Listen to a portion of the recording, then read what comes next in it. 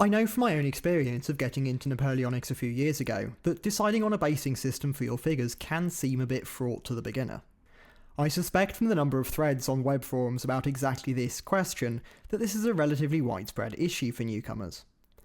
Now, I realise most of my viewers are probably already familiar with the period, but it's something each of us has probably answered a handful of times for other gamers.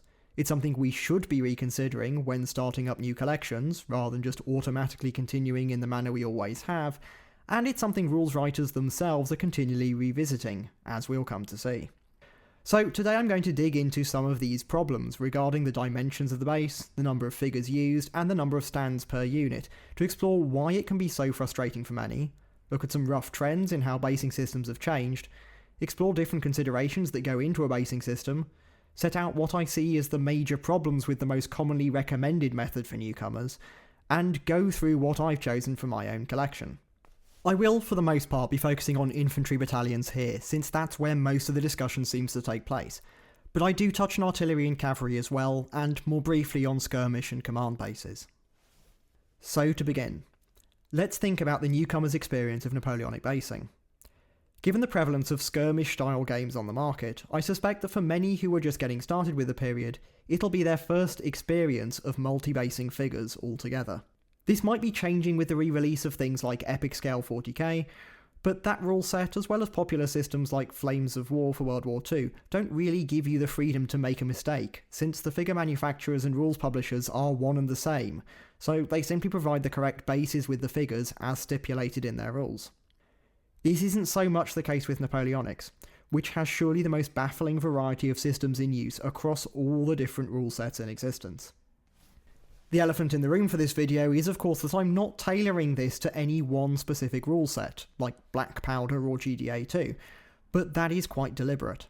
The trend nowadays in Napoleonics is towards adaptability and flexibility with regards to basing, so most will permit any number of figures per base with loose stipulations about range or possible dimensions, with the caveat that these can all be tweaked further to fit your own collections, plus the vague requirement that it should allow for different formations to be represented.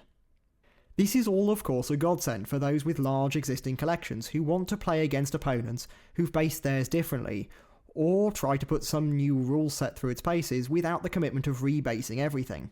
But to the newcomer, it can easily lead to a kind of choice paralysis.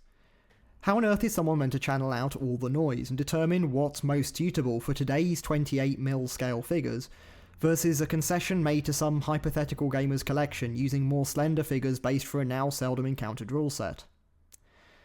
From just a cursory glance at the forums, you will see that for every rule set that goes down this route of saying everything's open and you could use this or that many figures per base, there'll be multiple threads asking, but which is best? Or what's the convention used by most players? And it's easy to understand why these questions arise.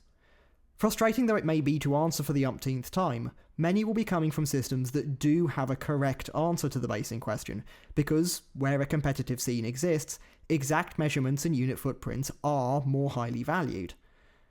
Yet with Napoleonics, before completing the first unit, such a gamer is tasked with researching and deciding on a method to use, which they'll then have to adhere to for the life of their collection, or face the arduous task of rebasing hundreds of figures later down the road. To be clear, the answer is most definitely not a return to the days of strict requirements, unique to each rule set, at the expense of every existing player in the period. So, given we can't make the problem go away, the question shifts to which considerations should we prioritise over others when deciding on a method to follow, and how should we present this choice or selection of options to the newcomer? First has to come the simple fact of model dimensions. There's been a gradual increase in figure sizes over time, as 20mm gave way to what was then the new emerging 25mm scale at the turn of the 70s, followed by the steady creep from 25 to 28mm standards. This can be a problem, depending on which figure manufacturers you go with. Victrix, for instance, is notoriously on the large size for 28mm figures. I find myself having more of an issue with cavalry than infantry here, but just be aware, some options can be a bit of a tight squeeze. A 20mm frontage per horse was a common standard at one time, but you do have to be careful when aligning figures to achieve the right fit if you're using modern plastics, hence why a lot of rule sets will now suggest a 25mm frontage per horse. The equivalent for infantry is between the more old school 15mm per figure versus a 20mm frontage. And for artillery, well, the more old school method goes for about a 60mm frontage per gun, but some, like Grand Manor, go as low as 45mm for horse artillery to differentiate it from foot, which would look like this. Some older rule sets will also specify a certain depth for these bases, like 70mm deep for in the Grand Manor, but you'll then need to consider if you mind the barrel protruding over the end of the base, which can lead to it getting more scuffed during transit, as well as deciding what to do with some of the more dynamic poses in which crew figures are posed nowadays, like in the running up sets by the Perrys. I will talk about my own collection later in the video, but just on the question of artillery, I am seriously contemplating rebasing mine before I get too deep into this collection, just to make everything a bit of an easier fit. Anyway, with artillery, this doesn't seem to matter hugely. Modern rule sets often forego recommendations here altogether, instead just saying to do whatever fits. To touch briefly on some other basing decisions you'll need to make. For skirmish bases, you'll find all manner of conventions out there. Some will mount each figure on an individual base, others may mount them in pairs in a single rank with a slightly wider spacing than for regular infantry. Some will spread them out across a regular infantry base with, say, 3 instead of 6 figures, and I've even seen some quite decorative, almost diorama-like, large oval bases with nearly a whole skirmish screen mounted up on one base. There's a similar variety with command bases, where you'll find loads of different recommendations out there for different ways of differentiating between levels and seniority of commanders, such as using different dimensions of bases, different shapes like rectangular versus round ones, and mounting different numbers of figures on the bases. The point is, you're never going to face as much of an issue with spacing on these bases given the lower figure count, and rules-wise your choices here are even less consequential than with infantry and cavalry, so I won't much mention these until I get onto the decisions for my own collection near the end of the video.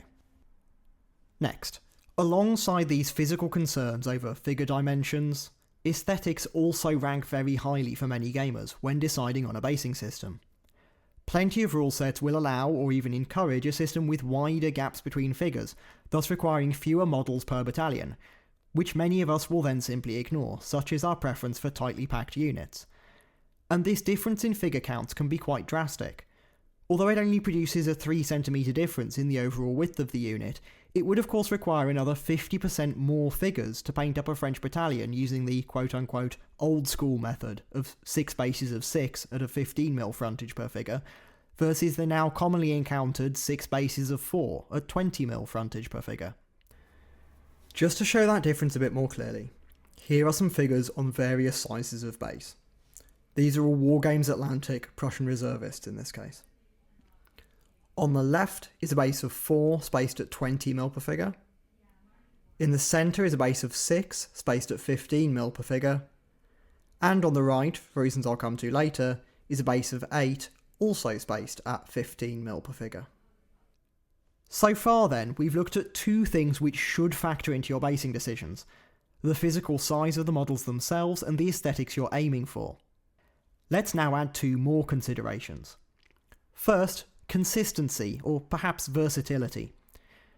From those forum threads I threw up earlier in the video, this is something which does seem to factor rather highly in many players' concerns when searching for a universal system to adopt. The desire here, I suppose, is for a single method which can be maintained across every army, using the widest range of rule sets available.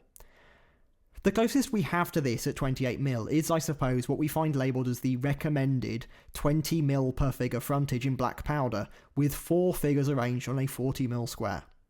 You will also see this in many of those threads I threw up earlier as the recommendation to newer players. Now, before I get too critical, it's worth saying that although it does seem in some quarters the trendy thing to do to bash Warlord and black powder in particular, there is a lot to be said for how it and Warlord has made the period more accessible. This is a good thing. Beyond just recommending this base size, they could have required it, which they don't. This section has clearly been quite carefully worded in how it presents one option, while offering the flexibility to choose others, with the accommodation for some personal preference in figure basing through their brackets for the frontage of each unit, or with the option to rework those brackets themselves should your collection deviate further still from their suggestions. Thumbs up. I do think it's important to ask though, whether that 40mm square really is the best recommendation. like we've said, it does reduce the barrier of entry in terms of how many figures you have to paint. Fine. Beyond that, I guess it lets you keep a stockpile of just one base size, but I doubt there are that many players collecting more than 1 or 2 armies at a time where it could really matter that much. Someone might make an appeal to universality, saying it offers consistency with others, but most rule sets have given up the conceit that precise unit frontages really matter that much anyway, so that isn't a good reason for 40 by 40 squares over anything else. Next, I suppose it's simpler, in the sense that you have one entry on the table of base sizes for infantry and one for cavalry, rather than one for British, one for French, one for Prussians, and so on. But we have separate unit profiles for each army anyway, with different special rules for their various troop types. Plus, the battalions are arranged uniquely for each army as well, with differences in the number and type of models appearing in the command and flank companies, if present, plus uniform distinctions like the epaulettes and pom-poms of French infantry that cut across the battalion in any case. So, independent of our basing decisions, there exists a degree of complexity to the composition and organisation of tactical subunits within a battalion, between one army and the next, which the beginner will have to contend with when painting up their first unit. The question is then, is it simpler, at that point, to recommend a basing system which helps to clarify and illuminate that company structure, or, as is the case with 40mm squares, to devise one that's consistent, but with certain armies it runs contrary to the unit composition, only further obscuring what is already a point of some complexity for newcomers? Moving swiftly on then, the last big consideration I'll cover when deciding a basing approach is that historical composition of units. As I started to allude to in the previous section, it is for some armies quite sensible to have 6 bases to a battalion. The typical French line or light infantry battalion, for instance, contains 6 companies, but Prussian battalions fielded only 4. If you've done your homework on sword knots and seen how those change for each company, the details of which even several recent published uniform guides managed to get wrong, as I go through my video on Prussian unit facings, linked in the corner of the screen now, you'll realise that with 40mm squares you'd need a base and a half for each company. Having the company split across bases like this, something which becomes even more obvious when they're in march column, makes little sense, when it would be so straightforward just to use a bigger base with more figures on it. And that's before we start to look at things like flank companies, which for some armies are even more of a pain to squeeze onto those 40mm squares. Russian infantry, for instance, have 4 companies in a battalion, but one of them, the elite company, is further split into one platoon of grenadiers, positioned on the right of the line, and one of marksmen, or strelki, on the left. Again, to try and fit this around the recommended 6 40mm bases asks us to overlook something historical, being the company structure of the unit, in the interests of gameplay.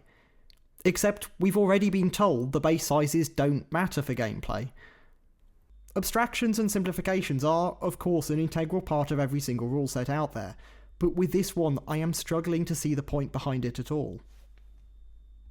Somewhat cynically, if you'll permit, another reason why 40mm squares have become the recommended norm, I suggest, is it allows figure manufacturers to package and sell the same number of models per box for each army, that being 24 figures. This is, after all, something we've already seen with many manufacturers for cavalry, and the tendency towards 12 horse units. The solution, by the way, for Russian infantry is just to use 8-figure bases for the 3 regular companies, one of which will contain the command figures at its centre, plus 2 4-figure bases for the elites, thus preserving the correct ratio between the different companies, while ensuring the command is centred at the front of the battalion when in march attack column. So we find ourselves at a fork in the road. For the simplest, no thought required method, use 40 by 40 squares for everything, or start looking at the composition of battalions and plot things out at the company level, one to a base. This should be fine, of course, because that old school option still fits so neatly into those ranges for unit frontages given in rulebooks like Black Powder, right? Right? Alas. Errors happen. It's fine. As someone who's gone through the process of writing and publishing several times, I know what it's like. I never start planning or scripting one of these videos with the intention of nitpicking others' work. And once again, thumbs up to Black Powder for what it does for the period. But having got this far now, I do need to point out that the captions for this page of examples, which try to show how simple and adaptable the system is, are simply wrong. Which matters when so many photographs of units in the book use these alternate systems.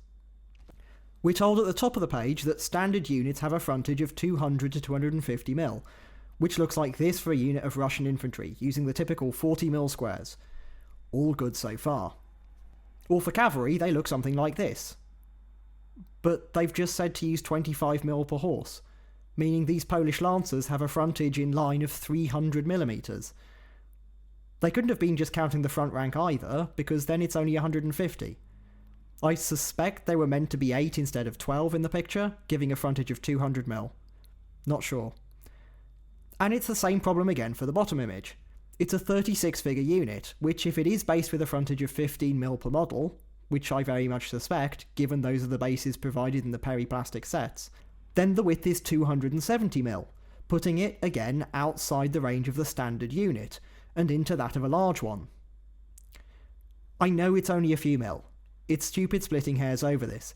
Everything is spelt out in terms of recommendations rather than requirements. It's fine.